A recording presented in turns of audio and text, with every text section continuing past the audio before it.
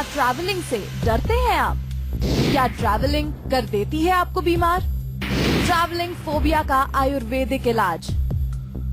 तो सबसे पहले डॉक्टर साहब से ये जान लेते हैं कि कुछ लोगों को जब भी जाना होता है, लंबी यात्रा करनी होती है, तो डॉक्टर साहब एक अंदर से एंजाइटी फील होती है। जी। ऐसा क्यों होता है? देखिए कुछ लोगों का तो ऐसा क्यों होता है? देखिए कुछ लोगों का तो हम कहते हैं, कई बार कहते हैं मन कमजोर है उसका, हम आम भाषा में बोलते हैं कि उसका मन कमजोर है। यानी हमें देखना है कि उसके पीछे कारण क्या है। आम तौर पर या तो कोई ऐसा आपने इंसिडेंट देखा या कोई ऐसा एक्सपीरियंस आपको हुआ कि कहीं आपने बचपन में ट्रेवलिंग कर रहे थे तो कुछ ऐसी इंसिडेंट आपके साथ हुई कि वो आपके अंदर एक चीज बैठ गई, एक डर बैठ गया, फोबिया जिसको कहते हैं, एक डर आपके अंदर बैठ गया। तो फिर आपको जब ट्रेवलिंग करने के लिए बोलते हैं तो कई लोगों को बड़ा एंजाइटी हो जाती है, डर लगता है। इवन ट्रेवलिंग के टाइम भी उनको बड़ा फोबिया हो जाता है। कई लोग फ्लाइट में बैठने से डरते हैं, कई लोग ट्रेन में बैठने से डरते हैं, कुछ लोग जो है बाइक में बैठने से डरते हैं। तो उसके पीछे मेन कारण ये मुख्य रूप से ये होता है कि एक तो उनका सत्व गुण की कमी, ऐसा कहें आयुर्वेदिक भाषा में। दूसरा हम ये कहेंगे कि कहीं ना कहीं कोई ऐसा एक्सपीरियंस या तो उन्होंने खुद एक्सपीरियंस किया है, कोई ट्रॉमा, कोई एक्सीडेंट बचपन में या अपने जीवन में, या कभी कभार ऐसा भी होता है कि उन्होंने देखा हो, वो उसके पार्ट रहे लेकिन उनको नहीं हुआ कुछ, लेकिन दूसरे लोगों को कुछ इफेक्ट पड़ा हो। और कभी कभार जो है ये भी एक इसका एक अच्छा कारण है, इसको समझिए। ऐसा भी देखा गया है कि बचपन में आप बिछुड़ गए, जैसे माँ बाप से बिछुड़ गए, कहीं और चले गए, तो वो एक जो इमोशनल आपके अंदर एक इनसिक्योरिटी जो होती है, वो भी जब ट्रेवलिंग के समय आपको कई बार इस तरह की प्रॉब्लम्स पैदा कर सकती है। अच्छा डॉक्टर साहब, आप तो हमेशा आयुर्वेदिक टिप्स देते हैं, तो ट्रैवलिंग में होने वाली परेशानियों को भी दूर करता है आयुर्वेद? बिल्कुल करता है, क्यों नहीं। देखिए पहले आयुर्वेद में हम मूल कारण को समझते हैं। सबसे पहले कोई भी प्रॉब्लम हो आयुर्वेद में हम अपने दायरे में ला करके उसको समझने की कोशिश करते हैं। जैसे कि जो भी प्रॉब्लम्स ट्रेवलिंग में आपकी होती हैं, चाहे वो मानसिक प्रॉब्लम है, चाहे वो फिजिकल प्रॉब्लम्स हैं, तो उसके कारण को समझना है। जहाँ तक माइंड की प्रॉब्लम है, मन के लेवल की प्रॉब्लम है, चाहे वो फियर है, एंग्जाइटी है, फोबिया है, तो वहाँ पर हम जो है इसका मूल कारण समझते हैं कि जो हमारे मन को कंट्रोल करने वाले जो 3 गुण होते हैं, सत्व गुण, रजोगुण और तमोगुण, तो सत्व गुण जब लो होगा और विशेष रूप से तमोगुण अधिक होगा तो तब ये चीजें आती हैं, एंग्जाइटी, फियर, डिप्रेशन, ये सब चीजें आती हैं। दूसरा, शारीरिक लेवल पर अगर हम समझें तो मुख्य रूप से वात और पित्त के कारण जो है कुछ सिम्टम्स देखने को मिलते हैं। तो कहने का मतलब ये है कि चाहे हमारे शरीर में रोग किसी भी कारण से हो, उपचार उसका इजी है आयुर्वेद में, वंस वी अंडरस्टैंड कि what is the root cause. इसीलिए मैं बार बार आपको समझाता हूँ कि हमेशा कोई भी रोग आपको हो, रोग का मूल कारण आपको समझने का प्रयास करना है। और अगर आपको ये समझ नहीं आता है तो ये शो इसीलिए बनाया है, आपको हम एक नंबर अपना देते हैं जिस नंबर पर आप कॉल करके हमारे जीवा के आयुर्वेदिक डॉक्टर से अच्छी तरह से बात कर सकते हैं। तो विषय कोई हो, रोग कोई हो, आयुर्वेद में समाधान उसका डेफिनेटली मिलता है, क्योंकि आयुर्वेद ये पूरा जो हमारा सिस्टम है इसी का वेद है। शरीर, मन, इंद्रियां और आत्मा, इसका जो वेद है उसी को आयुर्वेद बोलते हैं। तो डॉक्टर साहब, जैसे आप बता रहे थे कि कुछ लोगों को ट्रैवलिंग का फोबिया होता है, लेकिन कुछ को नहीं होता है, फिर भी हेल्थ रिलेटेड इश्यूज होते हैं, वॉमिटिंग, चक्कर आना, तो वो क्यों होते हैं? हाँ बिल्कुल, नॉट ओनली वॉमिटिंग, कई लोगों को जो है सिर में दर्द हो जाता है, किसी को जो है थकान हो जाती है, किसी को पेट की प्रॉब्लम हो जाती है। आप आमतौर पर देखा होगा ट्रैवलिंग के समय आपने जो है कुछ खाना खाया ट्रेन में या कहीं, जो बाहर का, पेट की प्रॉब्लम हो जाती है। या फिर जो है नींद नहीं आती कई लोगों को जो है पेट में कॉन्स्टिपेशन हो जाती है, डायरिया हो जाता है। तो इसका कारण ये है कि इम्यूनिटी कमजोर है। फिजिकल लेवल की अगर हम बात करें, फिजिकल लेवल पर जितने भी सिम्टम्स हमारे आते हैं, तो हमारे शरीर की जो एक शक्ति होती है, जो आम जो हमारी बाहर की परिस्थिति को रोकने में, उसको फाइट करने में या उनसे बचाव करने में जो काम आती है, हम उसको आयुर्वेदिक भाषा में हमारी ओज शक्ति बोलते हैं। जो ओजस है हमारे शरीर में, वो अगर क्षीण होगा, और ओजस कम होने का कारण होता है कि आपके शरीर के जो धातु हैं, ब्लड है, आपका मसल्स है, बोन्स हैं, ये जो धातु है ये अगर अच्छी क्वालिटी के नहीं है, ये अगर वीक है, तो उसके कारण आपका शरीर में ओज की कमी होगी। और फिर जब ओज कम होगा तो आप किसी भी बाहरी कंडीशन में, जिसमें और लोगों को प्रॉब्लम नहीं हो रही है, आपको प्रॉब्लम होती है, क्योंकि आपका वो ओज लेवल कम है, या आम भाषा में कहें तो आपके बॉडी की जो इम्यूनिटी पावर है वो थोड़ी कमजोर है। तो अब बारी आती है आज की संजीवनी की, जिसमें डॉक्टर साहब से जानेंगे क्या कुछ ऐसे आयुर्वेद के आसान तरीके हैं जिसे ट्रैवलिंग के समय व्यक्ति करे तो उसे फायदा हो सकता है। जी डॉक्टर साहब बताइए। जी देखो, सबसे पहले आपको ये पहचानना है कि आपकी प्रॉब्लम क्या है, क्या है, आपको कोई फियर है या एंग्जाइटी है, किस चीज से फियर होता है। उस फियर को एक बार फेस करने की कोशिश करनी चाहिए। आप अकेले ना जाएं, आप किसी को साथ लेकर के ट्रेवल में जाएं। कई लोगों को जो है, जैसे मैंने देखा है कि फ्लाइट से डर लगता है उनको, है ना। हालांकि ऐसा कुछ नहीं कि वो कोई बॉडी में कोई प्रॉब्लम है उनको, लेकिन माइंड की प्रॉब्लम है।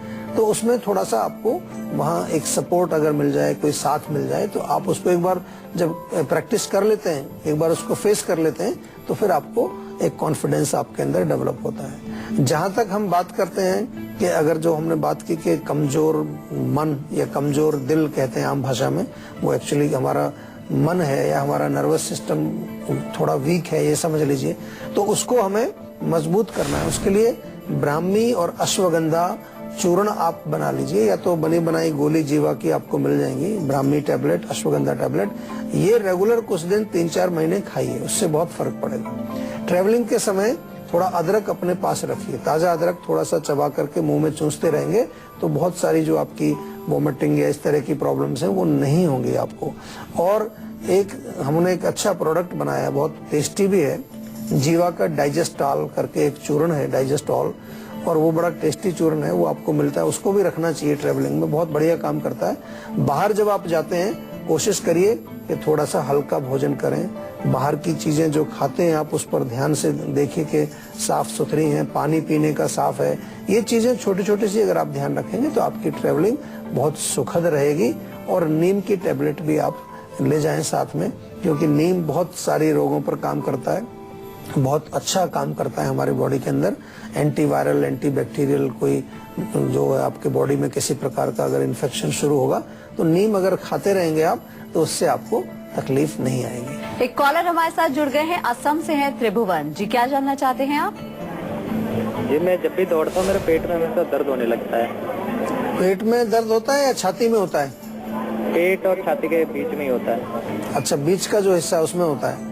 देखिए कभी कभार होता है, मैंने कई पेशेंट्स में ऐसा देखा है कि जब वो एक्सर्शन करते हैं, दौड़ते हैं तो वहाँ पेन होता है। इसमें कोई मस्कुलर प्रॉब्लम मैं समझता हूँ, छोटी सी कहीं पर स्टिफनेस है बॉडी में, क्योंकि जब आप दौड़ रहे हैं तो कई मसल्स आपकी फ्लेक्स हो रही हैं, कई रिलैक्स हो रही हैं। वहाँ पर अगर मसल कोई बहुत टाइट होती है तो अक्सर कई बार वहाँ पर पेन हो सकता है। तो एक तो जो है थोड़ा नियमित रूप से तिल का तेल लीजिए, हल्का सा गर्म करके मालिश करिए उस एरिया में। मैं तो कहूँगा पूरी बॉडी पर ही मालिश करिए तो बहुत फायदा होगा।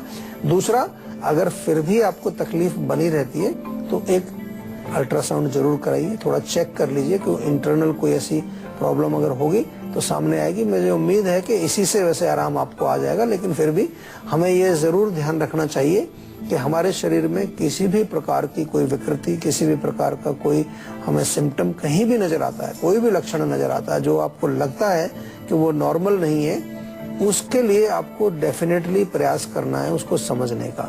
और सब चीजें आपकी समझ में आती नहीं है, इसलिए हमने आपके लिए ये सुविधा रखी है कि आप फोन के माध्यम से हमारे चिकित्सक जो है आयुर्वेद के, उनसे विस्तार से बात कर सकते हैं, पूछ सकते हैं। जैसे कि हम यहाँ शो में आपको आपके प्रश्नों का उत्तर देते हैं, ऐसे हमारे डॉक्टर्स भी हमेशा आपके साथ रहते हैं। एक कॉलर हमारे साथ जुड़ गए हैं, संजीव हैं अलीगढ़ से। क्या जानना चाहते हैं आप?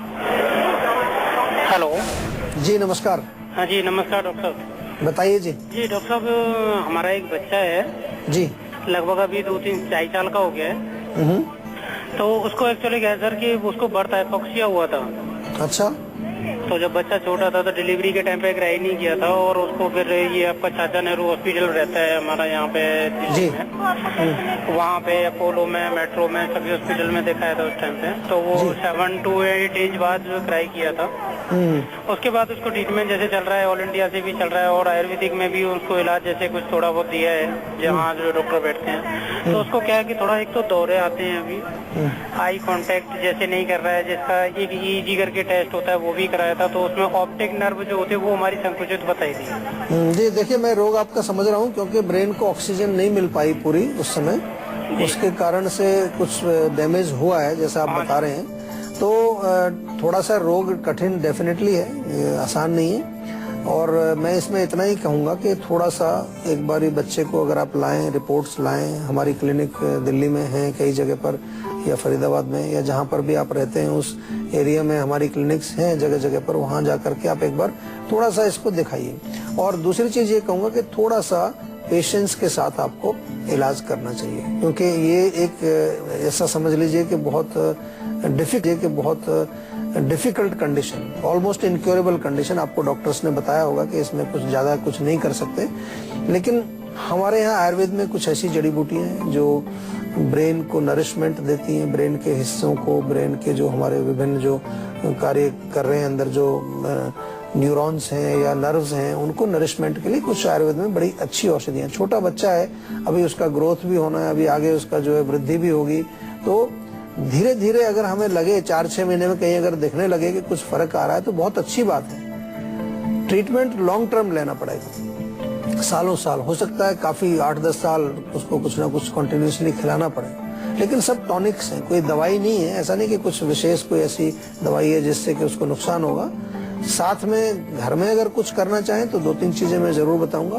बादाम रोगन थोड़ा सिर में मालिश करें उनके, बादाम रोगन 2-3 बूंद दूध में डाल करके पिला भी सकते हैं।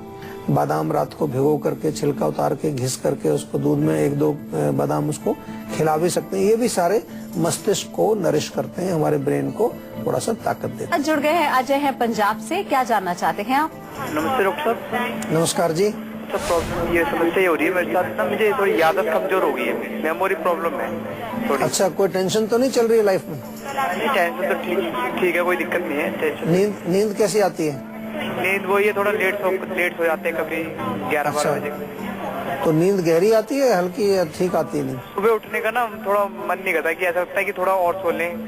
अच्छा, देखो मैं इसलिए पूछ रहा हूँ आपसे ये सारे प्रश्न, क्योंकि हमें ये जानना जरूरी होता है कि आपकी जो मेमोरी है, जो याददाश्त है, उसमें क्यों आपको जो है खराबी नजर आ रही है। कारण को देखना जरूरी है। कई कारण है, टेंशन है, नींद ना आना, कोई केमिकल चेंजेस हो गए हैं, या कोई आपको इंटरनल डेफिशिएंसी किसी चीज की हो रही है, कई चीजें हो सकती हैं। और उस चीज को हम जब तक नहीं समझेंगे तो परमानेंट रिलीफ नहीं आएगा। ऐसे तो बहुत सारी चीजें हैं आयुर्वेद में। आप यहाँ से जीवा से आप अगर एक मेमोरी का टैबलेट मंगा लेंगे, बहुत अच्छा काम करती है। मेमोरी का टैबलेट केवल मेमोरी पर ही काम नहीं करती, आपके ब्रेन को भी नरिशमेंट देती है। ब्रेन हमारा निरंतर कार्य करता है, तो 1 गोली सुबह 1 शाम को आप नियमित रूप से उसको सेवन करें। इसके अतिरिक्त बादाम का सेवन आपको बहुत फायदा करेगा। बादाम और अखरोट रात को भिगो दें, सुबह उसको नाश्ते के समय में आप चबा करके खाएं, साथ में थोड़ा गुनगुना दूध पिए, दैट विल ऑल्सो हेल्प। लेकिन फिर भी मैं आपको बार बार एक ही चीज बोलता हूँ, इसको कहीं पर भी आप लिख लीजिए पक्का, कि कोई भी रोग हो उसका मूल कारण जानने की कोशिश आपको करनी चाहिए। अगर आप चाहते हैं कि बीमारियां आपके पास ना फटके और आप फिट और हेल्दी बने रहे, तो हम आपको बता दें कि आप इस नंबर पे कॉल करके 0129404040 पर अपना फोन नंबर जल्द से जल्द रजिस्टर करवा सकते हैं। उसके बाद डॉक्टर चौहान के पैनल के डॉक्टर आपको खुद फोन करके आपकी सेहत से जुड़ी प्रॉब्लम का सोल्यूशन देंगे। फिलहाल यहाँ पर वक्त हो गया एक छोटे से ब्रेक का। ब्रेक के बाद बारी है संजीवनी टिप्स की, इसीलिए आप कहीं मत जाएगा, देखते रहिए अपना मन पसंदीदा हेल्थ शो संजीवनी, ताकि स्वस्थ रहें। ब्रेक के बाद एक बार फिर से आप सभी का स्वागत है संजीवनी में, और अब बारी आती है संजीवनी टिप्स की, जिसमें डॉक्टर साहब आपको बताने वाले हैं शुगर के रोगियों के लिए 10 बेस्ट फूड कौन से हैं। तो डॉक्टर साहब, शुगर के रोगियों के लिए कौन से हैं वो रामबाण? देखिए, डायबिटीज बहुत कॉमन प्रॉब्लम है, और अगर आप अच्छी तरह से डायबिटीज के बारे में जाने, क्या खाना चाहिए क्या नहीं खाना चाहिए, तो बहुत कुछ हो सकता है। और विशेष रूप से 2 चीजें बहुत इंपॉर्टेंट है, आपकी रेगुलर एक्सरसाइज और आपका भोजन ठीक रहना चाहिए। कुछ ऐसी चीजें हैं जो शुगर के पेशेंट्स को अच्छा फायदा करती हैं, कुछ चीजें शायद आपको मालूम भी होंगी, लेकिन कुछ और बताता हूँ। गाजर और ब्रोकली अगर मिले आपको, जो जिसको कि ग्रीन हरी गोभी भी बोलते हैं हमारे यहाँ पर, तो अगर ना मिले तो केवल गाजर भी ले लीजिए। गाजर का सूप बनाइए, बहुत बढ़िया, या दोनों मिले तो दोनों का मिला के सूप बनाइए, बहुत अच्छा है। इसके अतिरिक्त जो है अलसी के बीज मिल जाते हैं, उनको कूट करके थोड़ा रख लीजिए। आप जब भी खाना खाते हैं दाल में डाल लीजिए, या ऊपर सलाद के ऊपर डाल लीजिए, ऐसे भी खा सकते हैं। 1 चम्मच सुबह 1 चम्मच शाम को अलसी के बीज खाने से आपको रिलीफ मिलेगा। मेथी दाना जो होता है, मेथी इज वेरी यूजफुल मेथी का दाना भी आप रात को 1 चम्मच भिगोएं, सुबह उसको चबा करके खाएं, दैट इज वेरी गुड। करेला तो आपने सुना ही होगा, करेला अच्छा है, करेले की सब्जी बना सकते हैं, करेले का थोड़ा जूस निकाल करके आप पी सकते हैं। इसके अतिरिक्त ओट्स जो होते हैं उसका दलिया बनता है, वो भी डायबिटीज के पेशेंट्स के लिए काफी लाभकारी है। पालक बहुत अच्छा है, पालक का आप साग बना सकते हैं, पालक का सूप आप बना सकते हैं। और सूखे चने, भुने हुए चने आप खाएं या चने के अंकुरित बना करके आप खाएं तो वो बहुत फायदा करता है डायबिटीज के पेशेंट्स को। हल्दी का दूध पी सकते हैं आप, हल्दी दूध में थोड़ा हल्दी डाल करके आप पिए, गोल्डन मिल्क, इसको हम अपने शो में कई बार बताते हैं। थोड़ा सा दालचीनी भी उसमें डालिए, दालचीनी बहुत अच्छा काम करती है। और नट्स अगर आप सेवन करेंगे, बादाम खाएं, अखरोट खाएं, तो वो भी आपके डायबिटीज के रोग में अच्छा काम करता है। और गेहूं, सोयाबीन और चना, ये तीनों आटे मिला करके इसकी आप रोटी बना करके खाएं, वो भी आपको डायबिटीज में फर्क आपको देखने को मिलेगा, आपके शरीर में थोड़ी एनर्जी भी मिलेगी। तो छोटी छोटी सी चीजें हैं। रोग बड़े भयंकर हैं, बहुत तेजी से फैल रहे हैं, लेकिन जरूरत है कि हम उस रोग को समझें और उससे डरे ना। अपने आप को हमें देखना है कि हम शरीर में क्या क्या बदलाव हम ला सकते हैं अपने लाइफस्टाइल में, अपने भोजन में, तभी हम इन रोगों से मुक्त होंगे। नहीं तो आप देख रहे हैं कि डायबिटीज बहुत तेजी से भारत में फैल रही है। इतना प्रयास हम कर रहे हैं, सब तरह से हम उसको रोकने की कोशिश कर रहे हैं, फिर भी रुक नहीं रही है, क्योंकि कहीं ना कहीं हमारा जो खान पान है, हमारा जो लाइफस्टाइल है, उसमें बहुत तेजी से बदलाव आ गया। उसको हमें वापस स्थापित करना पड़ेगा। जो हमारा ओरिजिनल, जो हमारा कल्चर है, जो हमारी संस्कृति है, उसी में हमको वापस आना पड़ेगा। तभी हम स्वस्थ रह सकते हैं, तभी हम सुखी रह सकते हैं, तभी हम प्रसन्न रह सकते हैं। डॉक्टर साहब, बहुत बहुत शुक्रिया इतनी सारी जानकारी देने के लिए। थैंक यू जी। आशा करते हैं डॉक्टर साहब ने आपको जो भी उपाय बताए हैं उन्हें अपनाने से आप हमेशा सेहतमंद रहेंगे। संजीवनी प्रोग्राम के जरिए हम आपको फिट और हेल्दी बनाए रखेंगे। हम आपको बता दें कि आप हमारे नंबर 0129404004 पर फोन करके अपनी कॉल रजिस्टर करवा सकते हैं। आप हमें ईमेल भी कर सकते हैं। हमारी ईमेल आईडी है info@jiva.com। आप फेसबुक के जरिए भी हमसे जुड़ सकते हैं। हमारी फेसबुक आईडी है www.facebook.com/jiva ayurveda। तो इसी उम्मीद के साथ कि हमेशा सेहतमंद रहें, मुस्कुराते रहें, फिट रहें। अगले एपिसोड में फिर होगी आपसे मुलाकात। तब तक के लिए हमें दीजिए इजाजत। नमस्कार।